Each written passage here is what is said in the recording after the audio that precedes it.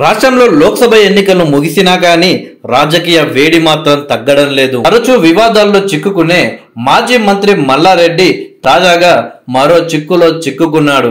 ఆయనతో పాటు ఆయన అల్లుడు మర్రి రాజశేఖర్ రెడ్డి సైతం ఈ వివాదంలో చిక్కుకున్నాడు. తమ ల్యాండ్ ఇతరులు కబ్జా చేశారంటూ ఇద్దరు ఎమ్మెల్యేలు కూడా ఇవాళ ఉదయం రచ్చరచ్చ చేశారు. ఈ క్రమంలో పోలీసులు రంగప్రవేశం చేయడంతో వారితో మాజీ మంత్రి వాగ్వాదానికి దిగారు. ఈ క్రమంలో పరిస్థితి మరింత ఉద్రిక్తంగా మారింది.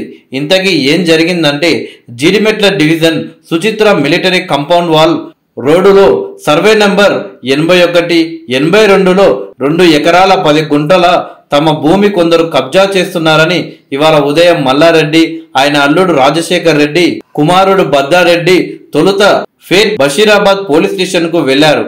తమ భూమిని రాత్రికి రాత్రి కబ్జా చేసి షెడ్లు ఏర్పాటు చేశారని, వారిపై చర్యలు తీసుకోవాలని కోరారు. అయితే పోలీసులు స్పందించలేదని ఆరోపిస్తూ మల్లారెడ్డి తమ అనుచరులతో కలిసి సదరు భూమి వద్దకు వెళ్లి ఫెన్సింగ్ ను షెడ్లను కూల్చివేశారు. ఈ క్రమంలో అక్కడే ఉన్న 15 మంది మల్లారెడ్డి, రాజశేఖర్ రెడ్డిలకు వాగ్వాదం చోటు చేసుకుంది. పరిస్థితి ఉద్రిక్తంగా మారడంతో పోలీసులు వచ్చి నచ్చజెప్పే ప్రయత్నం చేశారు. తమ భూమిలో ఫెన్సింగ్ వేస్తే చూసు ఎలా ఊరుకుంటారంటూ మల్లారెడ్డి పోలీసులతో వాగ్వాదానికి దిగారు.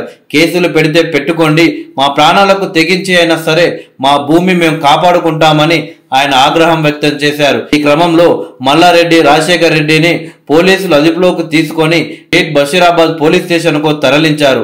అయితే సర్వే నెంబర్ 82లో ఉన్న 2 ఎకరాల భూమి తమదే అని మల్లారెడ్డి వాదిస్తుండగా, అందులో 1 ఎకరం 11 గుంటల భూమి తమదేనని, కోర్టు సైతం తమకే అనుకూలంగా తీర్పు ఇచ్చింది అని మరో 15 మంది వాదిస్తున్నారు. ఈ వివాదాస్పద స్థలంపై కోర్టు ఆర్డర్ ఉన్నందున సామరస్యంగా చర్చించుకోవాలి అని పోలీసులు ఇరు వర్గాలకు సూచించారు. మొత్తానికి మాజీ మంత్రి మల్లారెడ్డి తరచుగా ఏ విధంగా అయితే భూ వివాదాల్లో చిక్కుకుంటాడో ఈసారి కూడా అదే విధంగా భూ వివాదాల్లో చిక్కుకున్నాడు. చూడాలి మరి ఈ భూ వివాదం ఎంతవరకు దారి తీస్తుందో.